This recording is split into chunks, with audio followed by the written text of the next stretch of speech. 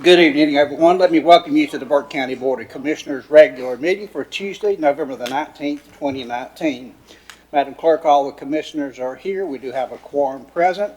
Ladies and gentlemen, if you would, check your mobile devices at this time. If you have any telephones, put those on silent for me. We would appreciate that.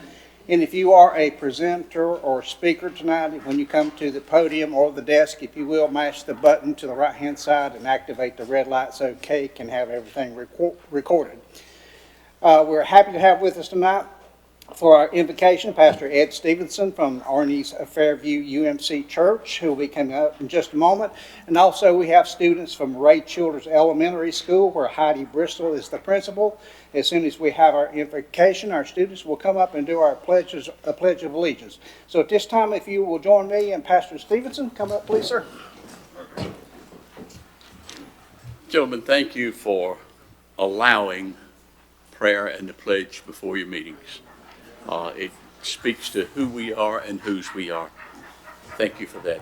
Let us pray. God Almighty, God of us all, Lord, we come to you this evening asking that you bless this meeting, that you enable these men to have your wisdom, your discernment, not so much that of our own. Lord, we thank you that we each are privileged to live in a very special place in your wonderful kingdom here in Burke County, North Carolina. But now, Lord, we just simply ask that in spite of ourselves, that you watch over each one of us, everything that is said and done here this evening to be done in your will and not that of our own. We make this plea and we offer this prayer in his most precious name. Amen. Amen. Thank you, Pastor. All right, students, come on up and do our pledge.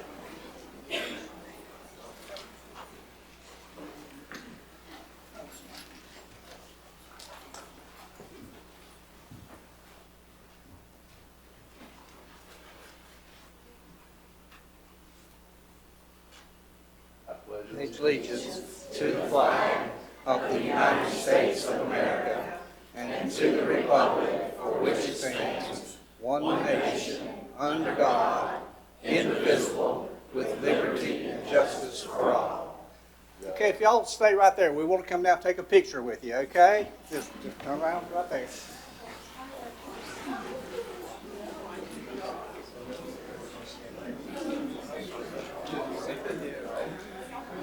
All right, parents, come on up.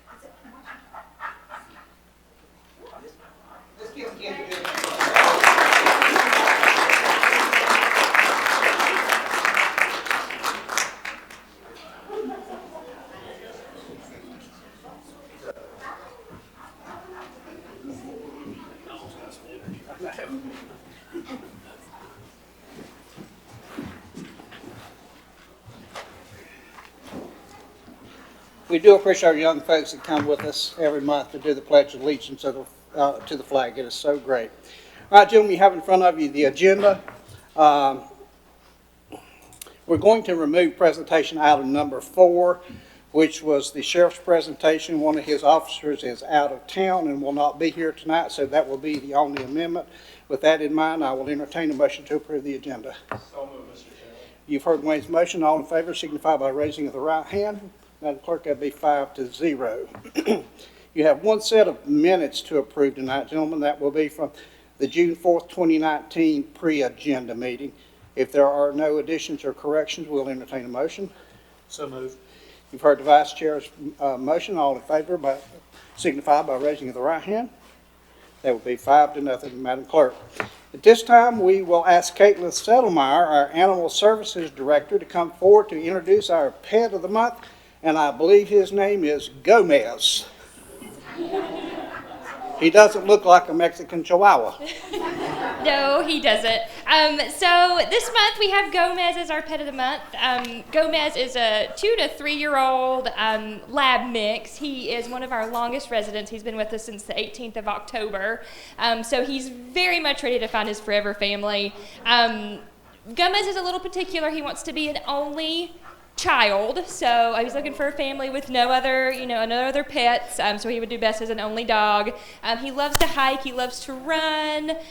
He's doing really well learning his commands. He's a little stir crazy, so he gets kind of hyper whenever you first get him out of his kennel, but he's going to make someone a very wonderful pet. So if you know anybody if you're looking to add a new addition to your family, please come check him out. Come check out our other animals at the Animal Services Center. We have plenty to choose from.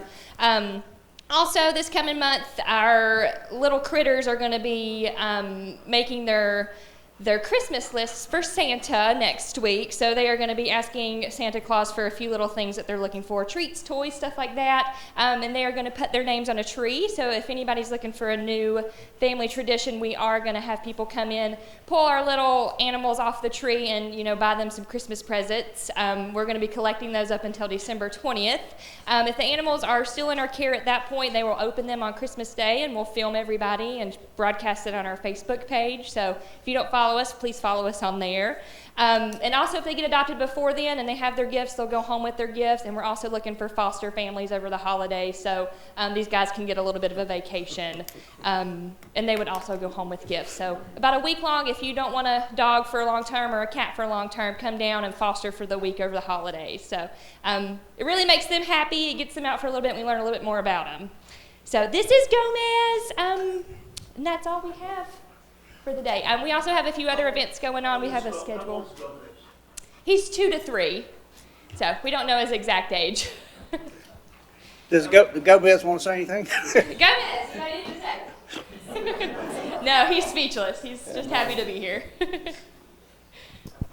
Well, we welcome our pet of the month every month, and we welcome Gomez here this evening. And we hope if you're watching from home, or maybe someone out here right now would like to have a fine pet of their own for home. So the ladies will be happy to talk to you before they leave tonight. So, but again, for all Burke County citizens, please go by the Animal Services Center. Our adoption rates are going up, and we are really thrilled with that. So thank you very much.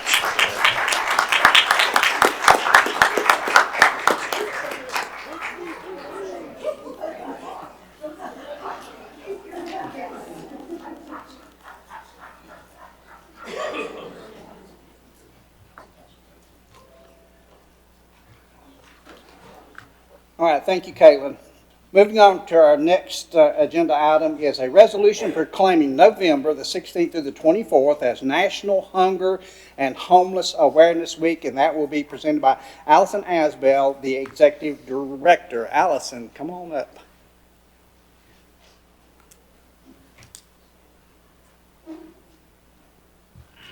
Hi, thank you all for having me. As you know, I came and spoke to you all at the pre-agenda meeting to talk about Hunger and Homeless Awareness Week. That is a national movement that has been going on for a very long time, and we get involved because at the meeting place we do help those who are homeless and at imminent risk of homelessness. And some of the statistics that I shared with you all at the pre-agenda meeting, for those that don't know, we have an emergency shelter for women and children, which is a night-by-night basis, and then we have 2 transitional living facilities, one for men and one for families. So across those 3 programs in 2018, we had over 7,500 night stays.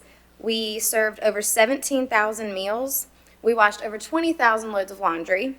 And we moved 40 people into permanent housing that were homeless. So we are doing a lot here in our community. As many people know, the homeless population is just growing, and so we're doing what we can to combat that issue.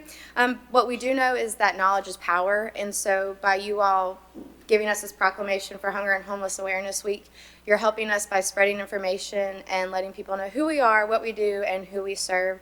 So I can't thank you all enough for giving me this opportunity to talk about the meeting place and what we do and how we're affecting our community. So I'm very grateful and thankful. All right, gentlemen, you've heard Allison's presentation. Any questions or comments? One question, Allison. Do you know how much y'all made the other day at Give Cheese a Chance? Because that was, for you, those of you that aren't familiar with that event, it's held at Fonta Flora every year.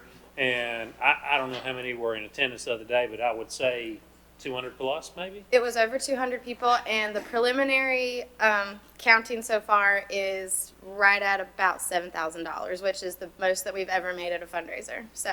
Well, it was a fantastic event, and for those of you that haven't attended it before, I would look forward to that notice every year, and we make it a point to put it on the calendar. So, great event, and I really appreciate all y'all do. Thank you. Anyone else?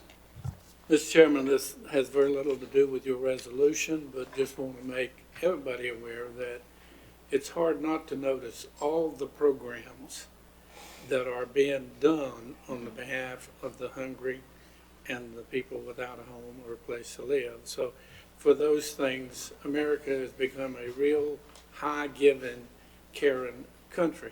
The other comment I wanted to make, just as a side note, that RFD TV made the comment one day last week that America is one of the lowest countries that on the percentage of income to buy their food. It's less than 5%.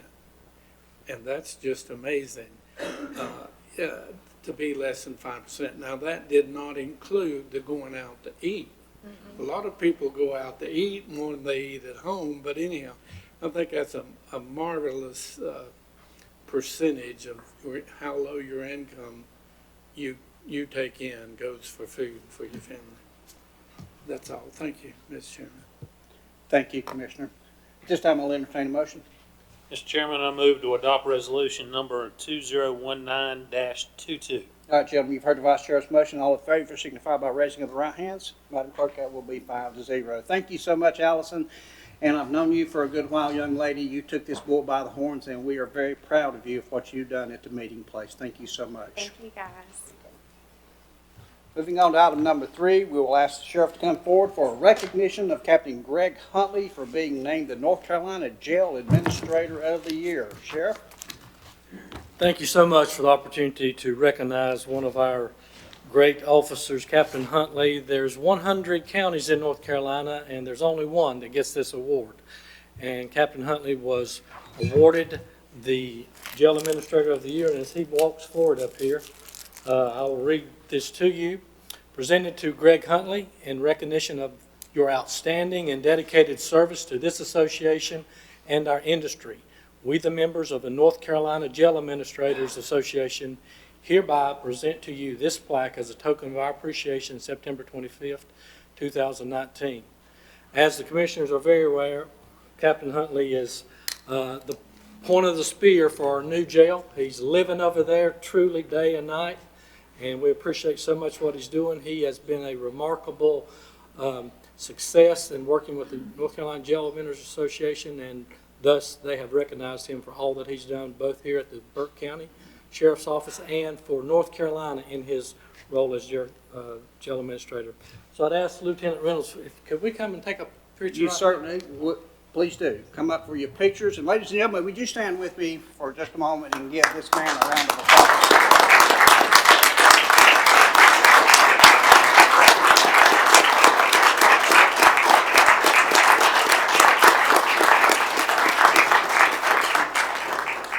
Thank you so much. Greg, you want to say anything? No, sir. You sure?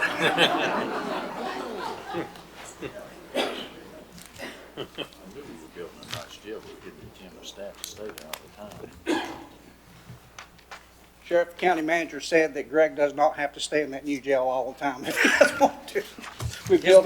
His wife says he lives over there, and I know he does. He really We built does. that for other people. Moving on to item number 5, again, this is the sheriff, is the recognition of Lieutenant Don Barber for the Advanced Law Enforcement Certification. I was worried about Lieutenant Barber making it. Although he started at 5:30 this morning, he's still working, and I was looking around to see if he had made it in or not. But as he comes forward, I do appreciate you allowing us to present these awards to the staff that earned the prestigious award for the Advanced Law Enforcement Certificate. And we wanted to bring him before the commissioners just to honor him and say thank you for what you're doing for the Burke County Sheriff's Office, the opportunity to hire such great guys and for what they're doing. And we're getting more and more of these awards being able to be given because of their community service, their education, and the hours and training that they put in. So again, if you'd allow us to take a photograph, we'd appreciate that. Ladies and gentlemen, again, please.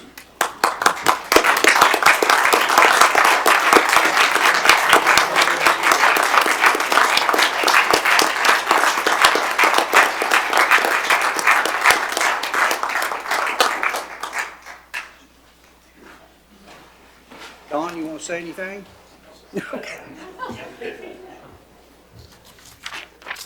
Thank you so much. Thank you, Sheriff. Those are great awards. Moving on to item number 7 is our scheduled public hearings for this evening. Our first one will be an ordinance amending Chapter 6 from the Animal Advisory Board of the Burke Code of Ordinances. And our public hearing, at this time I'll recognize Debbie Hawkins from the Animal Advisory Board. She is the chair. Debbie? Thank you. Good evening. As the chair of the Animal Advisory Board, the Animal Advisory Board is tasked with performing quarterly audits for all the rescue groups who pull for animal services. We recently reviewed our audit procedures and would like to recommend a change to the ordinance to basically lighten the consequences for those rescues who are not in compliance with the audit. The current ordinance indicates that a rescue group that is out of compliance with the audit would be penalized by not being able to pull for 12 months.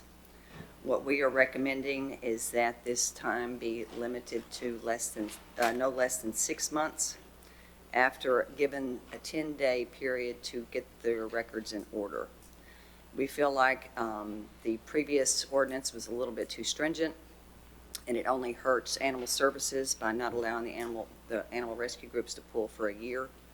And it also would give us a chance to kind of look at the consequences of what's behind the noncompliance in the documentation. All right, gentlemen, you've heard Debbie's presentation. Are there any comments? All right, hearing none from the commissioners, at this time, Madam Clerk, I will open the public hearing. Is there anyone here that would like to speak to the adoption of ordinance number 209-14? Hearing and seeing no one, Madam Clerk, I will close the public hearing. What is the pleasure of the board on this ordinance change? Mr. Chairman, I move we adopt ordinance 2019-14, amending the Burke County Code of Ordinances. All right, gentlemen, you heard Commissioner Gritton's motion. All in favor signify by raising of the right hand. All opposed, Madam Clerk, that'll be 5-0. Debbie, thank you so very much. Moving on to item number 2 in our scheduled public hearings will be from Community Development, Zoning Map Amendment, ZMA 209-08, and public hearing being presented by Scott Carpenter, Deputy County Manager, and our Planning Director. Scott? Thank you, Mr. Chairman. Board members, tonight I have one item, and we have been over this. I'll be brief at the pre-agenda, but this is a request. Staff has received a rezoning application from Lake James Camping Resort, LLC, to rezone one parcel of land that totals 42 acres. The request is to rezone the property from its current zoning of R1 residential to the low density conservation district, which is CDL. And the 911 address for this parcel is 2013 Winding Pine Way, Nebo, North Carolina. If you all recall that this is a part of the Lake James, what was Lake James family campground. So it's just on the other side of Benfield Landing Road, across from the marina. You can see the marina up there, and you can see all the surrounding land uses. So there's a large nursery to the south of this proposed rezoning. It's vacant to the east and pretty much to the west, with only one residential unit in the western part. And then as you cross the road, you're into the traditional campground. And then you have some R1 residential over here in the corner. So for the most part, this was left vacant It has been extensively graded, and it was graded because as a part of the traditional campground, this is the area that serves for the waste disposal of the entire project. So a large portion of this is dedicated just for that. The property is located within the Lake James WS4 water supply watershed, and it's in the West End Fire District. And as I said, this is located just off of Benfield's Landing Road. And so any proposed development that would take place on this parcel of land would use an easement or right-of-way, so you wouldn't actually see hardly any development from Benfield Landing Road itself. The majority of the area is residential in nature, and as you know, there's a few scattered commercial zonings and businesses on Benfield Landing Road. We don't anticipate that any future development in that area will really add much as far as traffic to Benfield Landing Road or cause any issues, because there's already restrictions on how big it can be or how much area it can take up. As far as the conformity with the comprehensive plan, the current land use plan for Burke County is the 2016 to 2030 Blueprint Burke Strategic Land Use Plan. And within that plan, this area of the county is designated as the Lake James Special Planning Area. The natural and environmental resources in the area make it a center for multiple outdoor recreation uses, as you well know, as well as major residential subdivisions. In addition, watershed and shoreline protection regulations are important to this area. It is necessary to balance development and recreational uses while maintaining the area's natural resources. So we do feel that this rezoning, since it's dropping density from R1 residential, which allows half-acre residential zoning, to one dwelling unit to 3.5 acres, goes after what we've been working towards at the lake. And it's also consistent with the large rezonings that we've done over the last several months, where we took over 2,500 acres and went to conservation district low density. So as far as conformity with the Burke County zoning ordinance, the current zoning is R1 residential, which allows for single-family structures as well as modular units, and that is about it. And the new zoning would allow for a few more types of uses as conditional uses in general, and that would be camping, a few small commercial things, but only one dwelling unit for residential per acre is the major issue there. So although the strategic land use plan encourages various outdoor recreation uses in this area, the R1 residential district does not allow such uses. The low density conservation district would allow both, and that's why the applicants are seeking this change to our zoning ordinance. The planning board met, and they passed this on a vote of 5-0 to recommend to this board approval of this rezoning request. And if you so choose to adopt this ordinance and change, you would need to do a statement of consistency, or you would have to indicate on a motion to deny what the reason is for that motion. So the applicants are here this evening, and I'm not sure if they would like to make a statement, but that concludes my presentation, gentlemen. All right, gentlemen, you've heard Scott's presentation. Questions or comments for Scott? Mr. Chairman, just one. Scott, during your board hearing, was there any opposition at all to the rezoning? It wasn't clear if it was opposition. There were several people that did have some questions about traffic and other uses with the land. And we didn't really have specific answers because there hasn't been site plan or anything sent or proposed for this site. And what's before the board tonight is just the decision on, is this zoning classification a reasonable request for that area? So there were some hypothetical questions that were put forth at the planning board meeting. It's the only question I have. Thank you. Mr. Chairman, is this going to be an expansion of the existing campground? Or, It's I don't quite understand what you were saying, So it's under the same ownership as the existing, but is it going to be a campground? I'll let the applicants answer that question if that's okay, All right. since I can't really speak for them on But that. I want to know what we're going to use that property for. Is it going to be another addition to the campground? Or is it just, what is it going to be? It could be, and the applicants are here, and they would like to address the You board. invite the applicant up to speak to that, please. Okay. If you would, please state your name for the record. Yes, sir. Dan Huffinus, Huffenus. I'm the attorney for the applicant. To answer your question, sir, yes, it would be an expansion of the campground. And how many campers?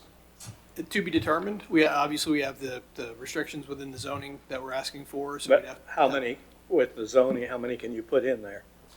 I don't know the answer to the max because we also have the septic field that we have to preserve. So we haven't even done the drawings yet, but we would certainly come back during the site plan approval with those specifics. So there's quite a few ifs here.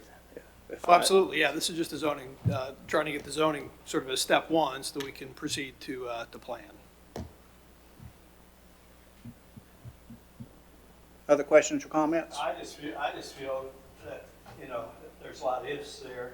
Storage, boats, are they gonna put in across the street? Now, we've been very good about Ben Fields, about the campground out there. I mean, we've worked with him for, what's his name, for years, the fellow that just sold it to y'all. We worked with him and got everything in compliance there, and it's really a nice campground, but how is this gonna, where are we gonna store boats? Where are we gonna put boats in? There's just a lot of questions in my mind that, is this a good thing for that property? Yeah, I'm not Plus, aware. you got residential, you got some pretty nice residential across the street and, of course, down the way. I'm not aware of any intention to store things, it's just to add campsites. But you're gonna have boats, I mean, you gotta store them someplace. Sure, people have boats, yeah.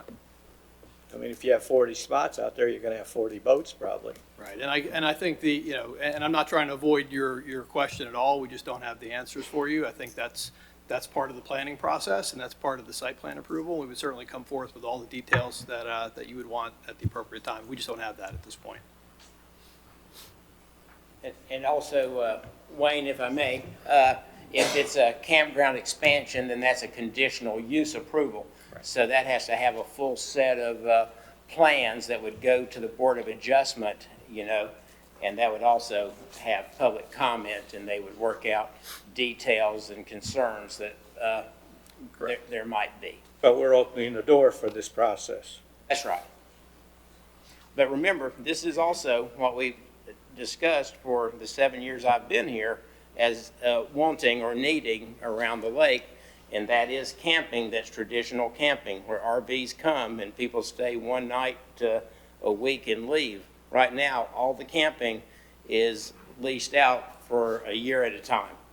And so we don't have the opportunity to bring in other people to see the lake and enjoy the area that come and go. So is that gonna be this type of campground that it's gonna be for overnights and whatever? My understanding is that at least 50% of it will be. They would have to give you the exact numbers on that. But it's definitely a need at the lake.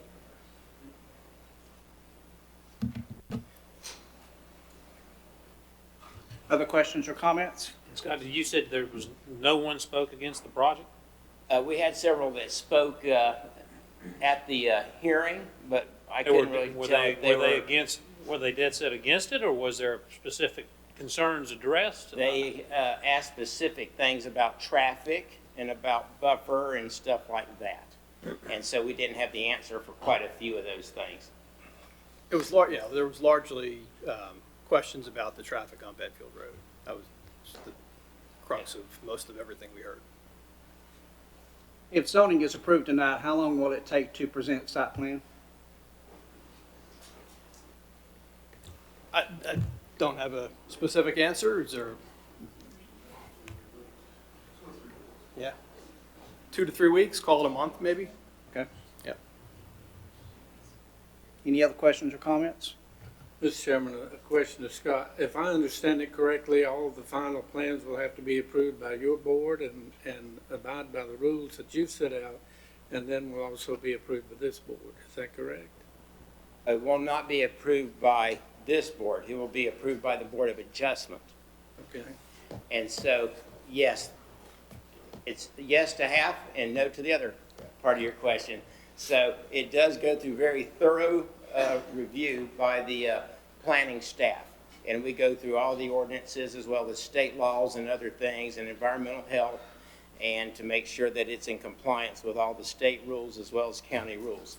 And then it goes to the Board of Adjustment for presentation, and then they place conditions on it if there's areas of concern that people have brought up that they feel need to be addressed.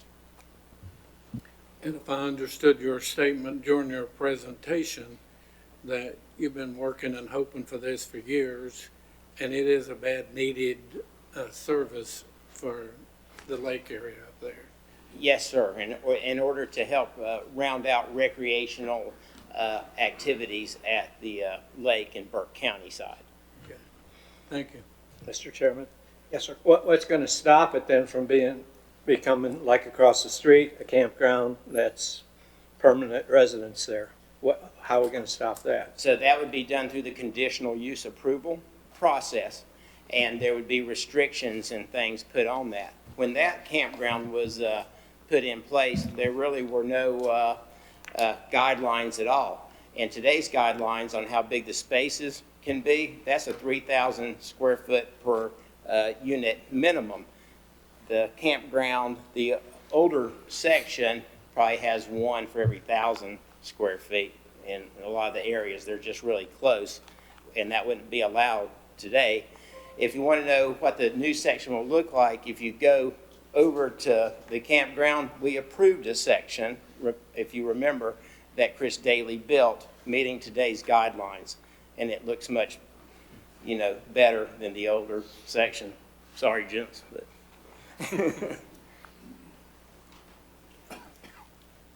Other questions or comments? All right, nope, not yet. Hearing nothing from the commissioners at this time, I will now open the public hearing. Madam Clerk, is there anybody signed up to speak to this at the public hearing? Yes, Mr. Chairman, we have several people signed up. I would call Paul and Carol Mason. Paul and Carol Mason, if you'll come forward and just state your name and your address for us, please. My name is Paul Mason, and this is my wife Carol. We're actually residents in Nebo. Actually a Marion address, but we do live in Nebo. In reference to some of the questions that was asked a few minutes ago, I grew up on Lake James, up on the upper side, on the McDowell side.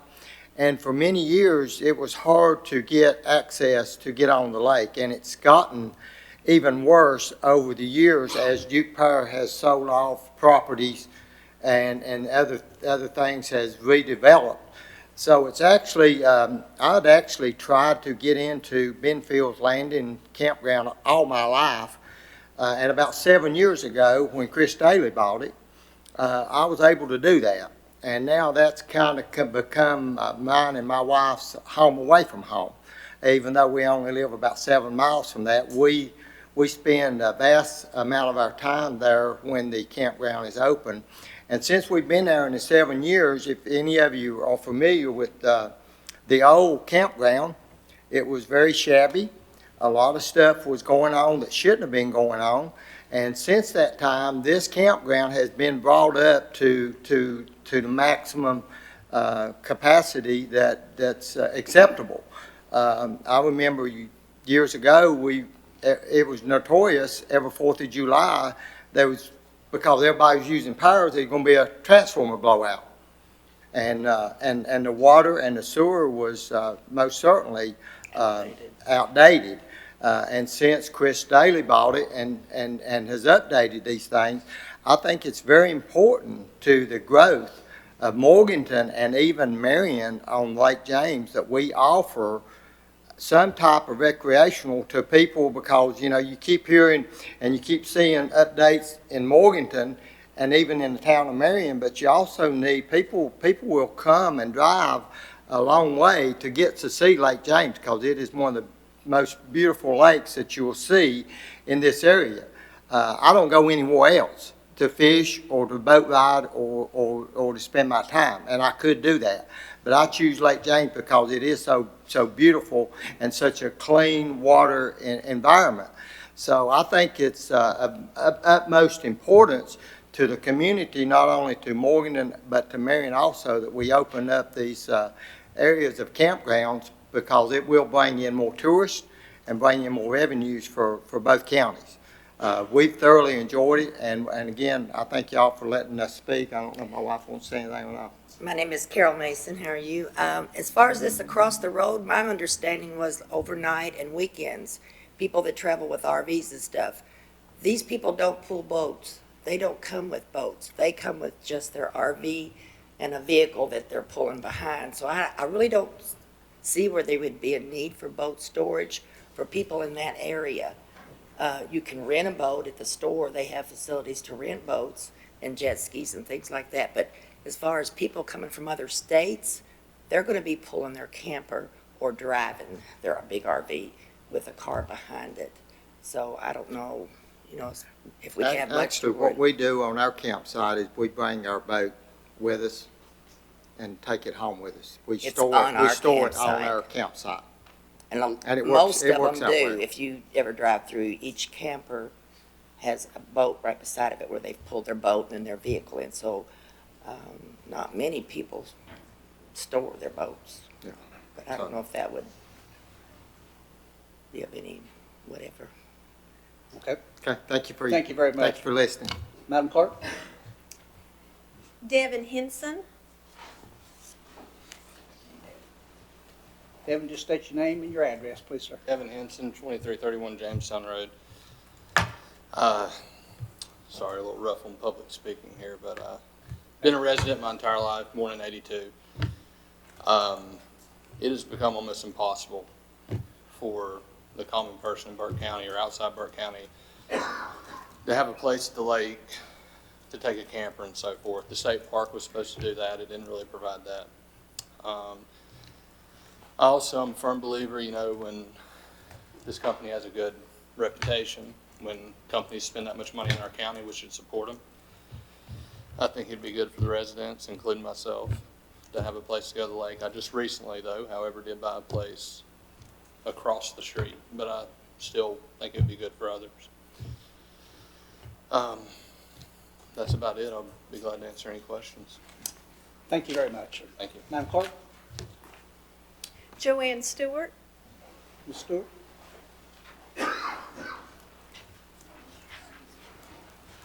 State your name and address for us, please. Yes, good evening, Madam Chair, or Mr. Chairman and members of the commission. My name is Joanne Stewart, and I live at 2218 Mallard Cove Drive in Nebo. I live off of Holiday Shores Road. Well, as a homeowner, I certainly want the Lake James area to keep as much of its residential nature as it possibly can. I think that's very important to the homeowners who have bought there and make it their home. One of the wonderful things about living at the lake, of course, is that the low density and the quietness and the just the beauty of the lake. We do have a lot of camping facilities at the lake. I am not a camper, but I know there's the Linville Landing Campground, Mimosa Hills, the Lake James Family Campground. There is also a couple of campgrounds over in McDowell County, and there may even be more that I don't know of because I am not a camper. And also the state park, the Lake James State Park has now got camping going on there, and they have, as I understand, lots of plans in the future for additional camping, for boat camping, and those camping of that nature. I'm certainly not against camping, but I do not think that we should change the residential nature of the property at the lake. Traffic at the lake is getting, it's still not heavy rush hour traffic like where I used to live in Alexandria, Virginia. But the road there is only a 2-lane road. And when you're going to be bringing in RVs and coming in for the weekend, overnight, I think that's going to just be a nightmare for the neighborhood and the road. And I think it will also cause more traffic going over toward the state park, and the road is just a 2-lane road. We also are very concerned. I've served on the Lake James Environmental Committee, and we're very concerned about the quality of the water and the septic system that is in place there to maintain the beauty and purity of our lake. I was not involved in the previous matters that have gone on with the Lake James Family Campground, but that is something that has been grandfathered in. And I think as a homeowner, I'm very concerned about now doing additional changes to the residential zoning that's been in place and that the people who've bought houses there relied upon when we purchased our property. It's once you start making an exception here, then the next person's going to want a gas station, the next person's going to want something else. And I just don't think that this is in the best interest of Lake James or the residential owners. Thank you very much. Thank you, ma'am. Madam Clerk? Mike Hunsucker.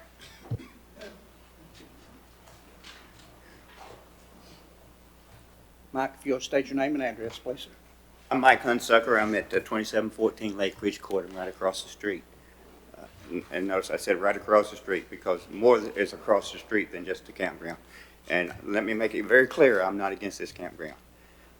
I have an issue with the fact that we're not sure what's happening before you guys get a chance to vote on it. Because once you've changed it over to CDL, it's out of your hands from then on. I don't care what the rest of the site plan stuff does. It's out of your hands, and I think you need to know a little bit about what's going to happen. That's what I like to hear. I'm not against the campground. I'd like to know how much traffic is going to be coming in there, how many home sites. I can tell you that their newsletter says they're going to put in 150. Mr. Avelley, you asked. Their newsletter says they're going to put in 150. They could put in 500 now. I don't know what they want to put in. I think they should tell us that. I'd just like to know what they're going to do before you guys make a change. Because once it's CDL, that says conservation in it, but it's not necessarily better for the environment. I'm wondering about the roads. You can't get from this side to the other side of the lake going under a tunnel unless they want to put a tunnel in. There's going to be 150, make it 600 people, 800 people going from one side of the lake to the other and vice versa. I believe they're going to put a pool in. All about that. Tickle for the people to have a chance to be on the lake. But you can love it to death.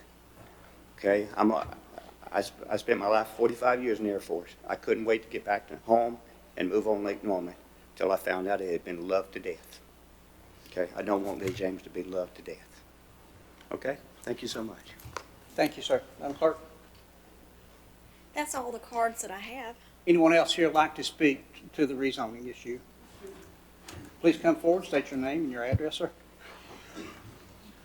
My name is Mitchell Setzer. I actually live in Lenore, but I do camp a lot at Lake James. I have been camping there since I was 3 years old. My father's owned a houseboat. We've owned speedboats. Back before they changed the state park, I remember camping on the beaches, having a great time, and we still do to this day. I recently owned a houseboat myself at Mimosa, but I have moved over to the campground at Benfields. The new company that has bought this property from what I've seen, they're going to do improvements. They also own other campgrounds that are very successful. If a campground is run great, then it actually improves the property. If you think about if they add, let's say, 150 campsites, that is not really going to increase the traffic that much if you think of it in terms of how long somebody stays. They're going to be in the campground. They'll be coming in, they'll be in the campground for a couple days, then they will be leaving. It's not like it's going to create a traffic jam. 150 people are not going to come in at the same time. You know, I want to see the lake improve, and I also want to see people have the ability to enjoy one of the jewels of North Carolina, which is Lake James. You know, I just think that what they're proposing is going to be an improvement, and it's going to allow more people to enjoy a beautiful part of North Carolina. So I'm definitely for what they have proposed. Thank you. Thank you, sir. Anyone else like to speak?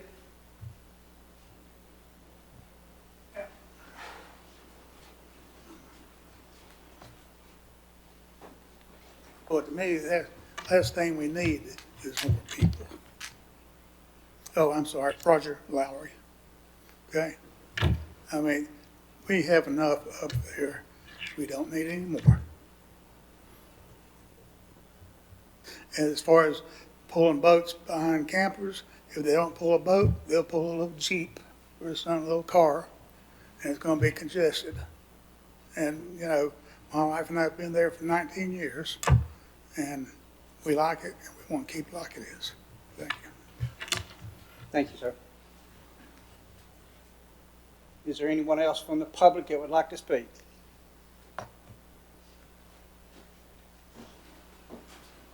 Good evening. My name is David Zweig. I'm one of the principals of the campground. Just a couple of clarifications. We don't have all the answers yet. This is just a rezoning request. We don't have the site plan drafted at all. We have a waiting list of over 200 people. If they don't come here, they're going to go someplace else. We agreed early on, talking with Scott and his folks, that we were going to have a significant portion of that campground, this is across the street from the existing one, for transient campers. So those are day trippers, those are folks coming in for a weekend, coming in for 2 days, 3 days, something like that. They're not typically bringing in Jeeps, they're not typically bringing in boats. The other thing I wanted to just point out is that the Font de Flora Trail, as we all know, is traversing through the existing campground. And the services that we can provide for the folks that are going to want to use the trail, it would be a very symbiotic kind of relationship in terms of working with the folks that are going to be trying to attract to walk on the trail. As far as the state park is concerned, I've been in contact with the state park, and they tell me that they have no room. They need room. They turn people away, campers. We're looking at about 100 campsites. We're looking at a luxury clubhouse and a swimming pool to be developed on that parcel. So if there's any other questions, I'd be happy to give it a shot. Mr. Chairman, the first statement that you said you had 200 people looking for campsites. Right. And then you said later you're only going to have X amount of campsites or whatever. What are you going to have out there? Well, right now the plan is approximately 100 sites. So if those 200, are they going to be permanent sites, or the first 200 you talked about, are they going to be permanent sites? Well, we're not going to be able to satisfy all 200. My point of bringing that up is we're getting calls all the time for campsites, and we're keeping a list, and we're up to 200. Long-term or short-term? Mostly long-term. But our plan is to have a significant percentage of this campground across the street transient for the day trippers, the 2 days, the weekends, the weeks, that kind of thing, not seasonal campers. That was a precondition that we discussed with Scott from the very beginning. Thank you. Anyone else like to speak? Yes, sir. Thank you. Yes, sir.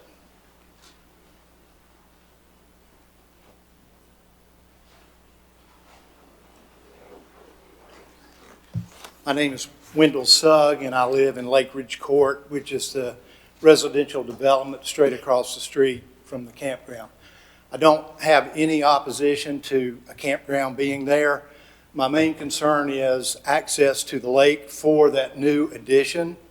I'm concerned that access will be either through or close to the residential area. And when you have 100 or 150 campsites, unless they are directed to go through the existing campground and utilize the boat ramp that's there and access to the water, that's my concern. It's so close to that residential area that if people are trying to access the lake, they may not go where you want them to go. And so the problem I see is the proximity to that residential neighborhood. People are not going to come from out of town and stay 100 yards from Lake James and not want to access that lake. And are they going to go down to the state park to access the lake, or are they going to access the water right through or close to that residential area? And so that's why I want this board to consider all those situations. If it's approved, then I would want to make sure that everybody watches out for the conditional uses that could be brought forward at a later date. Thank you. Thank you, sir. Anyone else?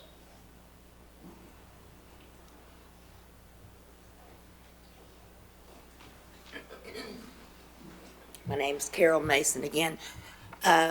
We don't have a beach area for people to get out of the campground. There's no area for people to sit and lay out in the sun on the beach. It's not that type of facility. If the pool's going across the street, I would think that they would go swim in the pool. I would even like to go across the street to swim in the pool because there's nothing, I mean, you know, you walk into mud or whatever if you're swimming. If you're in the campground area, it's mostly boats that people that get out or fish. You only go fish. People across the road, if it's weekend or whatever, they're going to use a pool. That's how I look at it. But we don't have anything for people to come across the road and drive across for any. There's nothing for them to drive across to. I mean, it's just a campground. And we have a boat dock or a boat ramp that you can walk out on to get on your boat, and that's about it. And a little square area that has 2 buoys, and I think I understand how they're having to take the buoys up, but for like little 3, 4, 5-year-olds to get in the water because it's real shallow right there. But that's it. And we have a little church area down there, but hopefully the building that they're going to build, we can have a church up close to the bathhouse where we can have facilities up there. Thank you, ma'am. Anyone else? Seeing and hearing no one, Madam Clerk, I will now close the public hearing. Gentlemen, what is your pleasure on this matter?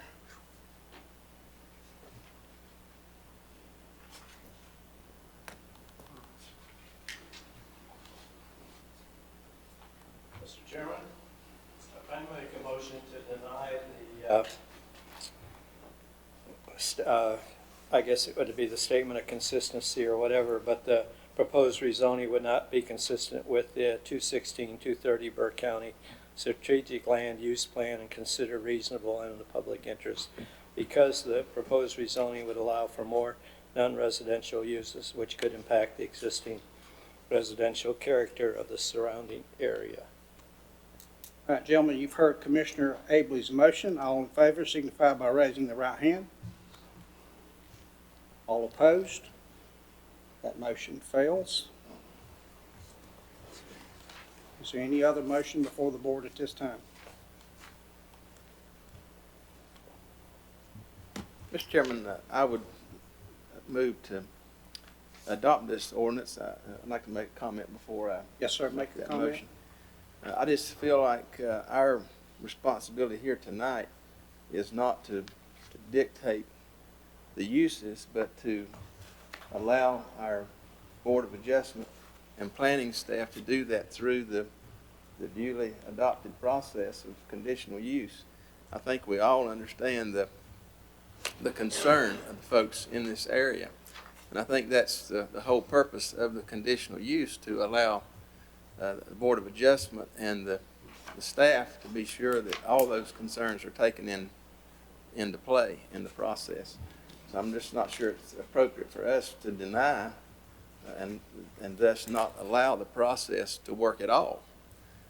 So that's my feeling. So based on that, I'm going to propose that the rezoning ordinance number 201913, amending the Burke County zoning map and related consistency, to be approved. The proposed rezoning would be consistent with the 2016-2030 Burke County Strategic Land Use Plan and considered reasonable and in the public interest because the proposed rezoning is consistent with the Burke County 2016-2030 Strategic Land Use Plan as it recommends both residential and recreational uses within the Lake James planning area. The proposed rezoning would enact more stringent water quality standards by reducing the density for residential development on Lake James. The reduced density allowance would increase protection of the natural scenic beauty of the Lake James area. All right, gentlemen, you heard Commissioner Britton's motion. All in favor signify by raising of the right hand. All opposed? Be 3-2, Madam Clerk, passes. Ladies and gentlemen, let me remind you that this is the first phase, as Commissioner Britton said, of this process. I would encourage you to stay abreast of all the meetings that will transpire at a later date. I encourage you to come to those meetings and voice your concerns that you may have regarding this matter. That's the process of law, and that's where it takes place at those meetings. Okay? Thank you, sirs. All right, moving on to our next item on the agenda.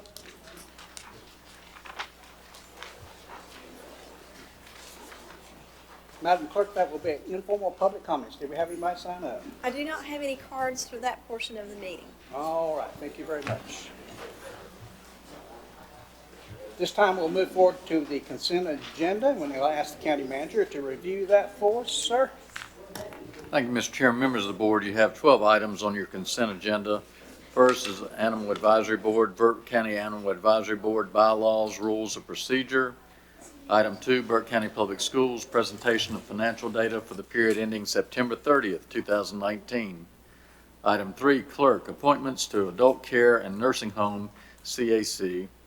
Item 4, clerk, recommendation to make appointment to Hickory Regional Planning Commission.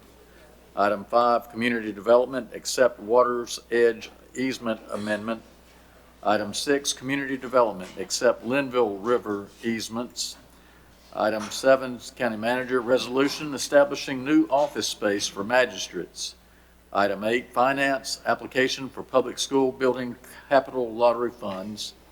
Item 9, finance, capital finance report for the period ending September 30th, 2019.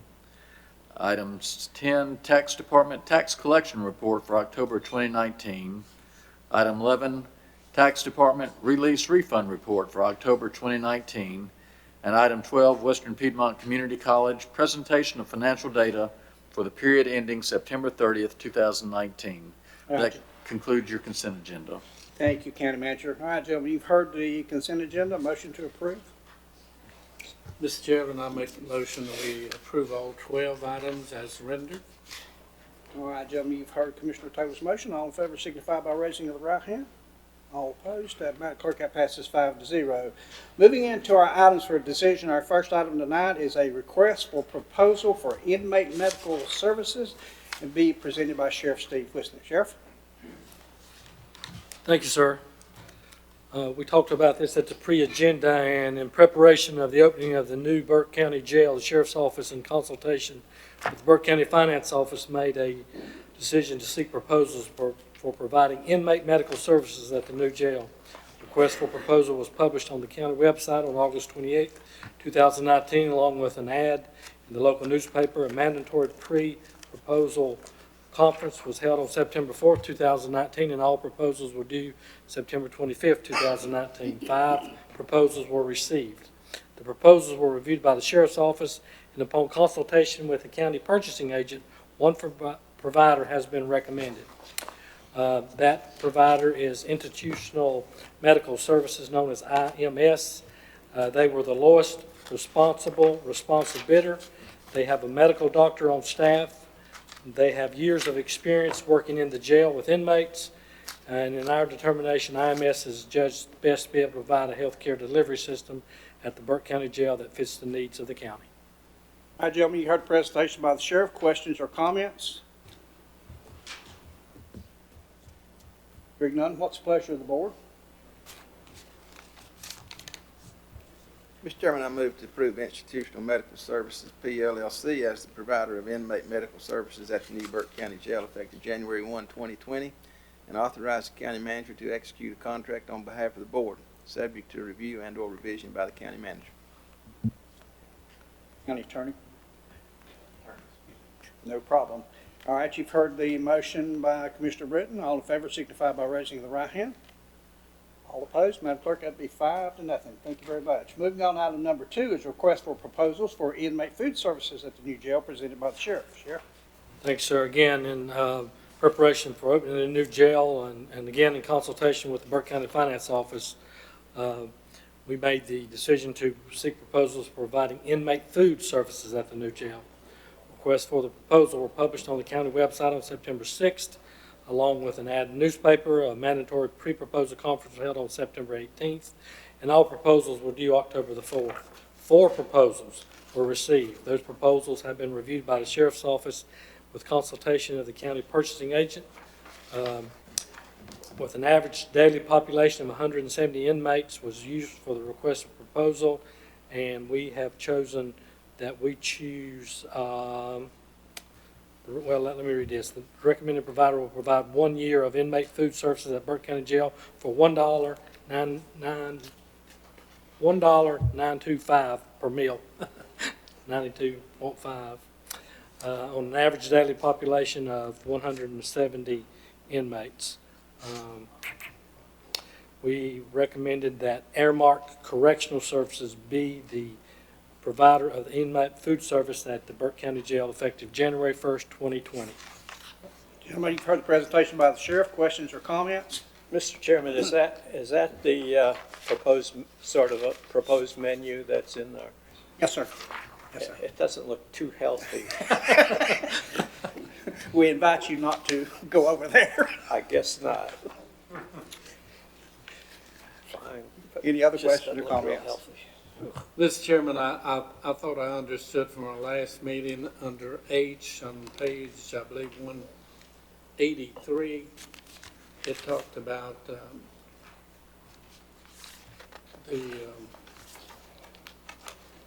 the fee if we broke our agreement or whatever. It was for 2 or 3 supervisors and management. And I asked the question, what are we looking at in dollars if we do that? Did we get that number? Looking at if we break the contract, Yeah. I'll refer to our financial guy. Please come forward.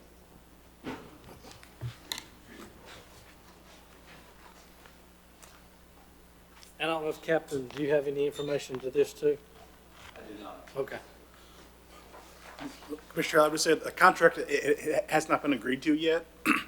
So that's something that will be worked out between us, and then be approved by the county manager and the county attorney. So I couldn't say what the fee would be, but that obviously would be something that we've been Can you negotiating. give us a low and a high? I'm not quite sure what fee you're referring to, because I'm not sure what this, I wasn't aware of this question before. Okay. I just know anything in the contract would be worked out and approved before anything is signed. So no contract agreement has been signed yet, so. All right. Question number 2 that I had was that, I'm like Wayne, that's awful expensive for that food. It's such a bargain. But anyhow, my question, Steve, is have we tried our own system? I mean, what would it look like if we used our own people and did the cooking on site, et cetera, et cetera? Of course, the cooking will be on site. It's just with the contract provider. I don't know of any jail facilities our size that would do that. For years and years, we have contracted with a provider to do that in the past. You would have to hire people, they would have to meet certain specifications, they'd have to submit the menus to the state. There's a lot to do with that. You just don't have anybody walk in and cook. So you have to provide those menus, although they may not look very tasty. Those are provided to the state. They have to approve all of those. We don't have the expertise to do that. So I think that for us, the county, it's much better to hire professionals that do that for a living than try to do it within-house. Well, just from the fact that we have done it, as you indicated, for years, I had already concluded that we can't touch it with the price and the quality of the service that you're getting by outsourcing it. And it would be, I guess, a little healthier for us if we could use all of our own people, but I understand, and you answered the question. Thank you, sir. Any other questions or comments for the sheriff or his staff? I'm just going to say that this menu is almost available all in frozen food right now. All you got to do is take it out of the freezer and pop it in the. They're like a food person talking there. That knows It is food. what it is. All right, pleasure of the board. Mr. Chairman, I move to approve Aramark Correctional Services LLC as the provider of inmate food services at the Burke County Jail effective January 1, 2020, and authorize the county manager to execute a contract for that purpose. All right, gentlemen, you heard the vice chair's motion. All in favor signify by raising the right hand. Those opposed? Madam Clerk, it passes 5-0. Thank you, Sheriff. Thank you so much. Moving on to our next decision item from the county manager will be funding for inmate medical care. County manager? Thank you, Mr. Chair. Members of the board, I was at a recent Burke Catawba meeting, and they're telling me that the funds that are available are starting to be depleted, and we need to go ahead and appropriate up to another $200,000 to get us through what we hope will get us through June 30th of 2020 for inmate care. A lot of the folks that are coming in have serious health problems, and once they're in our custody, we have no choice other than to take care of them. And sometimes I think our sheriff has told us they send somebody over for one thing at the hospital, and lo and behold, they do everything, well, complete body scan, you'd think, and we're getting the bill. But with the new jail, we will have some medical capabilities there that will hopefully begin to curb some of that. But right now, we've got to deal with the matter at hand. So if the board would be willing to go ahead and approve that, I'd appreciate it. Questions for the county manager? Mr. Chairman, just one, Brian, I read that and I had several questions at pre-agenda, but one came up. Since it's Catawba County and Burke County combination, why would Catawba County not pay half of that $200,000? This $200,000 is only for Burke County inmates that are at Burke Catawba, and it will be moved over to the Burke County Jail once the dissolution occurs. So it's just for Burke County So, inmates. okay. Burke County only and Catawba's responsible for theirs. Oh, yeah. They, and we actually have gone ahead and started sending medical bills directly to the county sheriffs instead of having Burke Catawba, since we're going to dissolve that in the near future. Thank you. I was just trying to save you $100,000. Other questions or comments? All right, gentlemen, what's your pleasure? Mr. Chair, I move to appropriate up to $200,000 of general fund balance for inmate medical expenses related to the closure of Burke County Defilement Center. All right, gentlemen, you've heard the vice chair's motion. All in favor signify by raising the right hand. Madam Clerk, that passes 5-0. Thank you so much.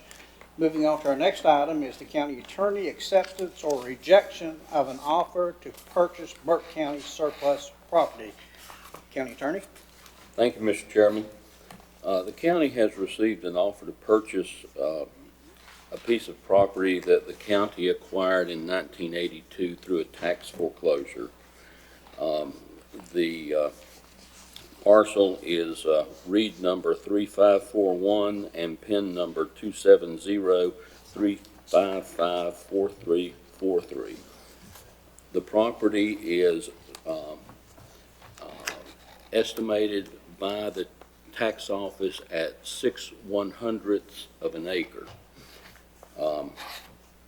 It has a tax value of $2,700.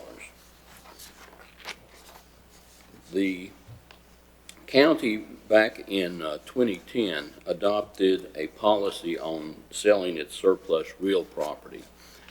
This piece of property was there then because the county's owned it now 37 years. And a value of $2,002.55 was approved by the board for that property. The property is at the Eastview Street and Lane Street in Morganton. The tax administrator has concluded that it would be best to accept an offer less than the minimum bid, and the county policy on selling surplus real property does allow you to do that. According to the tax administrator, a fair value of this property would be probably between $500 and $1,000. The lot is not buildable, and it's probably of no interest to anyone other than the property beside it or across the street from it. So what we do in those situations, the board tonight would decide to accept the $500 bid, to set another bid, or to reject any sale of the property. If the board accepts the $500 bid, then we would file a legal ad in the News Herald giving the public 10 days to upset that amount. And they would have to upset it by at least $750. So that being the case, the board tonight needs to decide what it wants to do as far as accepting the bid of Joey Belanger, or to set a different amount. And then if Mr. Belanger responds to that favorably, then we would start our 10-day ad running, or whether the board wants to just deny the motion altogether. All right, thank you. County Attorney, questions for JR? Mr. Chairman, this bothers me a good bit, to, number one, have a tax assessment of value worth $2,700, and our own tax department has stated that it probably would be, it does not represent a fair market value, which means it's valued higher than it should be. And then the comment was made at our pre-agenda that the guy interested in buying it said it's just enough room to park 3 vehicles. And I understand that it's already paved area. Well, if you took a very low price of $25 a month for rent to park a car, and you could park 3 of them, that's $75 a month. In a year, that creates $900 per year. And then reviewing the information, and I missed it at our pre-agenda, that in 1982, this property sold for $1,378. And we already have $625 invested. We have our attorney's fees yet to be paid, and our attorney just mentioned that we'd have to advertise again if we wanted somebody to upset the bid. I don't know how much that money is, but this is an excellent deal for the guy who wants to buy it, but it's a bad deal for the taxpayers of Burke County. We're not going to get half the money we have in, even in our own expenses, as to what we've been offered. So I don't see this as a good deal for us. My recommendations at pre-agenda was we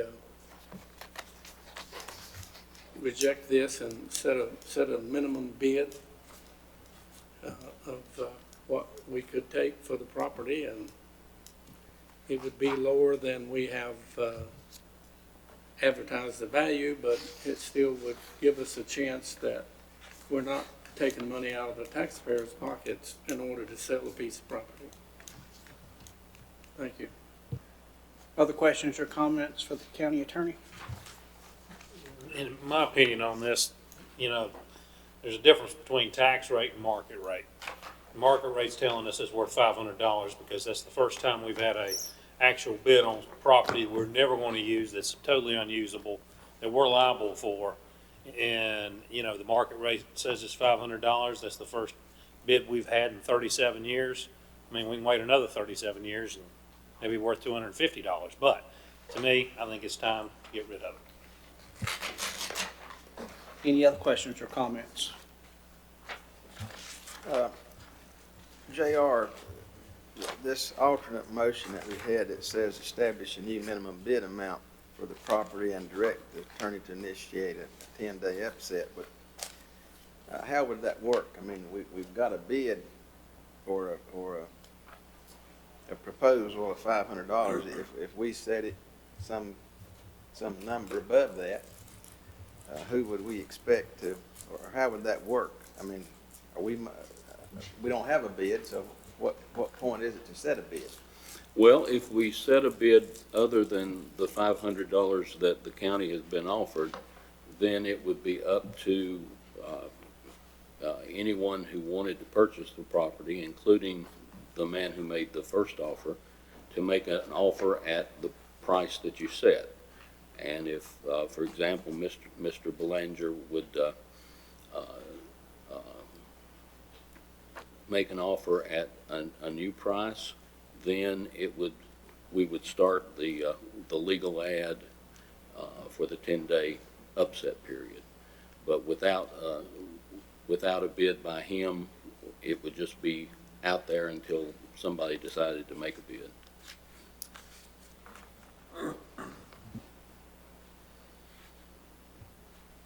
Mr. Chairman? Yes, sir. I think we have history, facts, and figures that somebody decided 35 years ago it was worth $13.75.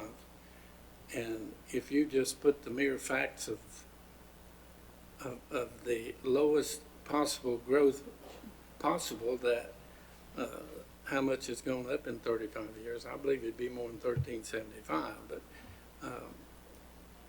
I don't think we're good stewards, and we don't represent our taxpayers when we do things that we know that is costing the taxpayers money that we should have got during the process. And the other comment I would make is, I think we ought to, when we want to sell property we own, we should have at least a minimum bid that covers all the costs in which the county has incurred. Thank you. Yes, sir. JR, remind me how many years this is set vacant that we've owned it? Since 1982, 37 years.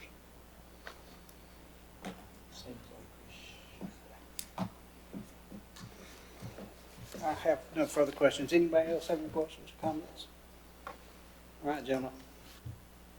Mr. Chairman, I move to accept the bid in the amount of $500 from Joseph Ballinger for surplus real property parcel number 3514, and direct county attorney to initiate a 10-day upset bid process. All right, gentlemen, you've heard the motion by the vice chair. All in favor signify by raising the right hand.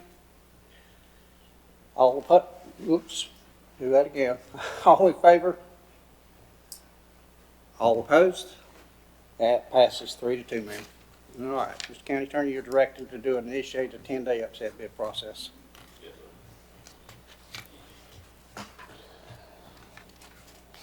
All right, moving on to item number 5, Madam Clerk, appointment to the Animal Advisory Board. Thank you, Mr. Chairman, members of the board. We need to fill Seat number 7 on the Animal Advisory Board, that is an at-large pet owner seat, and we have, I'm very pleased to report, 4 excellent applicants for you to choose from: Megan Bradley, Linda Garibaldi, Donald Probst, or Carla Wallace. And the term ends July 31st, 2020. Thank you, Madam Clerk. Questions for Madam Clerk on this item? All right, gentlemen, what's your pleasure? Mr. Chairman, I would move that we appoint Megan Bradley to this position. Megan Bradley, okay. Are there any other nominations? Hearing none, I'll close the nominations. All in favor of Megan Bradley signify by raising the right hand. All opposed? Madam Clerk, it will be 5-0. Megan Bradley, if you are here, congratulations. All right, gentlemen, I'll move us to our reports and comments for this evening. Let me start over with the county attorney. Thank you, Mr. Chairman. Since our last meeting of the board, I've been involved on several projects on your behalf. One was the review and modification of the proposed Fonta Flora Brewery Trailhead Agreement for the Fonta Flora Trail on behalf of Shane Prisby. I have also researched the county's authority to move magistrate offices for the county manager. I've helped the sheriff to formulate a response to attorneys for Sand Hill Amusements, the owners of some of the sweepstakes machines, before the North Carolina Court of Appeals entered its ruling declaring that they were gambling. I have reviewed and modified the proposed Fauna Flora Water's Edge Trail Easement Agreement Amendment for Shane Prisby. I have researched the history of the Burke Catawba Confinement Facility to determine what property was subject to the facility's lien. I have reviewed and modified a proposed mobile spay-neuter clinic agreement between Animal Services and Brother Wolf Animal Rescue. I have researched the problem of illegal subdivisions in Burke County and statutory or legislative remedies, and have met with community development staff concerning solutions. I have researched and drafted a contract with Veritas LLC for the handling of Burke County's child support enforcement program, negotiated the contract with Veritas, and presented a final draft with agreed upon changes today. I've drafted a consent judgment order and injunction in the Burke County versus Paget matter, and currently negotiating with opposing counsel for the exact wording. I am working with Animal Services to overhaul their standard agreements. I have completed a proposed medical disclosure form, and currently working on the adoption agreement, the owner redemption agreement, and the foster agreement. And I'm currently working with the county manager and finance in a dissolution agreement for the Burke Catawba confinement facility. Thank you. Thank you, sir. Wayne? Scott and I attended a tourism meeting today, and the leaf report was good, and we discussed the trolley is having a lot of problems, and we're maybe going to have to look at a different trolley, I believe. And then we also had a long closed session today, which I can't go into. Okay. Commissioner Taylor? Mr. Chairman, in addition to the regular committees I sit on and you have in your material, I participated in the Regional Resilience Workshop at Western Piedmont Council of Government. Also, with most of y'all, I attended the Valdez reopening ribbon cutting. And this morning, I attended the meet and greet the DSS director, Corey Rector Wellman, I believe is his name. So that ends my report. Thank you, sir. Commissioner Britton? No other. Mr. Vice Chair? Mr. Chairman, yes, at your desk, I placed these, we just received these just a couple of days ago. This is the 2018-19 annual report for Smart Start, so that's hot off the presses. So I left that at each of your desk. You can take a look at that. As Wayne mentioned, we're talking about TDA and, just the numbers again that we were looking at for the 2018 visitor impact for Burke County. Domestic visitor increases were up 5.8% to 107 million. And so right now the travel and tourism industry directly employs about 750 people in Burke County. The total payroll generated by tourism industry in Burke County was 16.65. The state tax revenue generated in Burke County totaled 5.87 million through state sales and excise taxes and taxes on personal and corporate income, and about 3.03 million in local taxes were generated from sales and property tax revenue from travel generated and travel supported businesses. So a lot going on with our tourism industry. And my last thing, one other thing I did want to mention, or a couple other things. We had a great turnout, and I'm sure you may mention this, at the Valdez ribbon cutting last Friday. There was, I don't know how many people, but it was absolutely packed. Everybody had a great time. The new facility looks absolutely beautiful.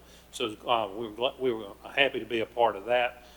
We were invited, many of us attended right before this meeting, to the city of, up to the community house with the city of Morganton hosting us, taking a look at the designs for the historic Burkhouse Square. And then the one last thing I did want to update everyone on, as many of you know, we are Dr. Michael Helmick will be retiring as of June 30th of this coming year. We've started looking for, we've started the presidential search timeline. We started this many months ago. Last week, we on November 13th and 14th, we had a series of open public forums that administrators, staff, faculty, students, community members were invited to attend so we could solicit feedback, so we could they could help us inform the development of the draft presidential profile. And so we also opened the Association of County, ACCT, which is Association of Community College Trustees, that we're working with, opened a secure portal for online survey collection of information about presidential preferences. We got over 200 responses in that. We were hoping probably for about half that, so we had a lot of interested people that went online and participated. And then we had a lot of people in the open public forum. So that information was going to be presented to the Presidential Search Committee, which is meeting tomorrow at 2 o'clock. And that's for training and orientation. And at that meeting, we're going to draft a presidential profile. And at the end of that meeting, we will be sending that to our board of our trustees at Western Piedmont, which we will meet on Thursday, and review, discuss, edit, and finalize the presidential profile.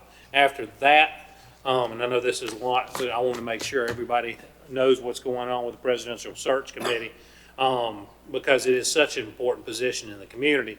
We will be open the portal for our folks to come in. Presidential profile is posted on our website at Western Piedmont Community College in the ACCT websites, and we will be doing targeted local, statewide, national recruitment of candidates and advertisements placed. And from November 25th through January 10th, the applicants will go into the secure portal and send in their applications. At the end of January 10th, that portal will close. And so we're in the midst of this. We're hoping to have be able to submit, have a name in March. And so we've been moving on this quickly because it is very important. It's one of the pillar positions in our community. And so just want to keep you updated, and I'll try to do that each month. Thank you. I know that was a little long. Thank you, Mr. Vice Chair. Madam Clerk? No comment. Mr. County Manager? Thank you, Mr. Chairman. Members of the board, we have some pictures to update you on some projects. This is the back of the courthouse and the Sally Port that's being built.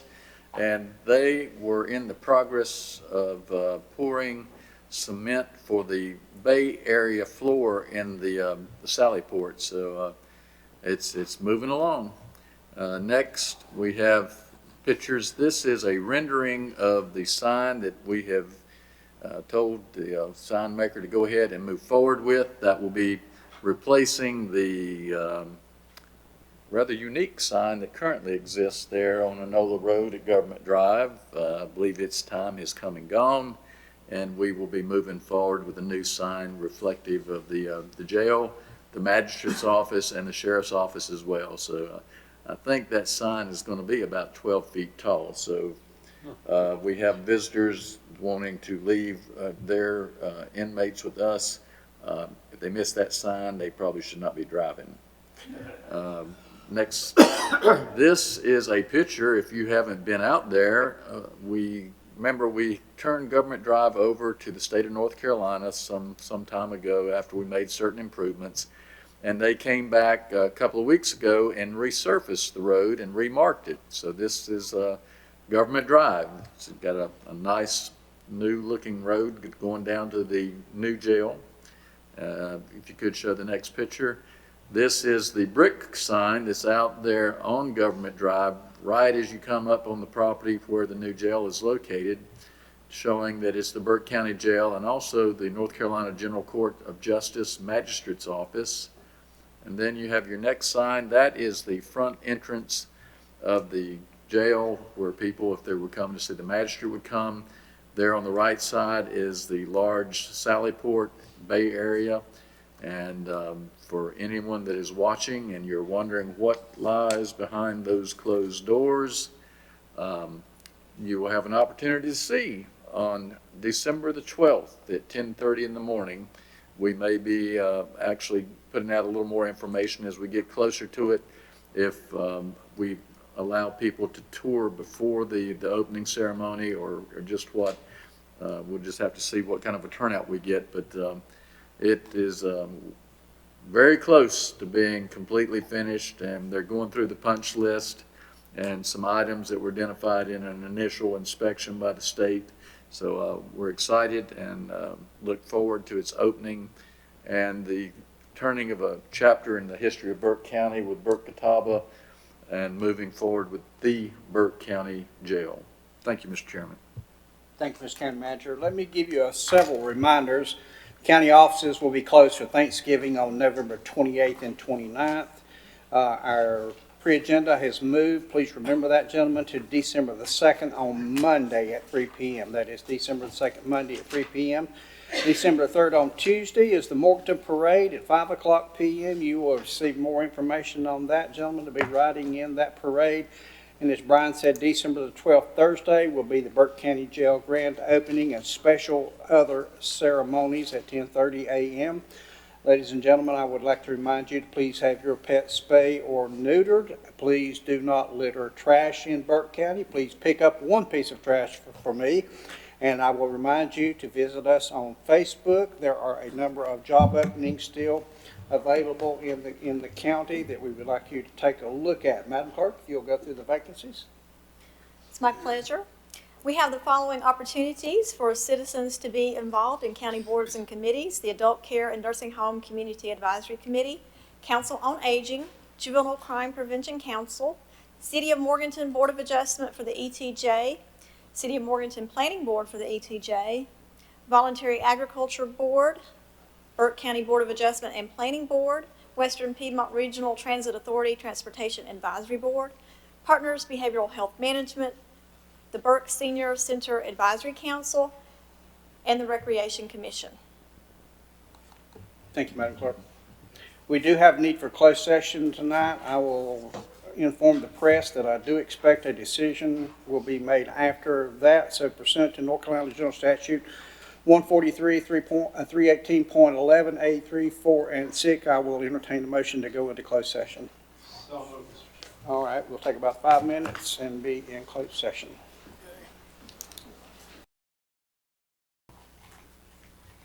We've had a proper motion to come out of closed session. We're now back in open session. I'll recognize Commissioner Britton. Thank you, Mr. Chairman. I'd like to move that for for a Burke County employee whose current position is being eliminated due to a reduction in force, that the county manager be exempt from the midpoint salary cap when offering the employee another position within Burke County. All right, gentlemen, you've heard the motion. All in favor signify by raising the right hand. All opposed? It passes 5-0. If there's nothing else to come before the board, I'll entertain a motion to adjourn. So moved. All right. Thank you, gentlemen.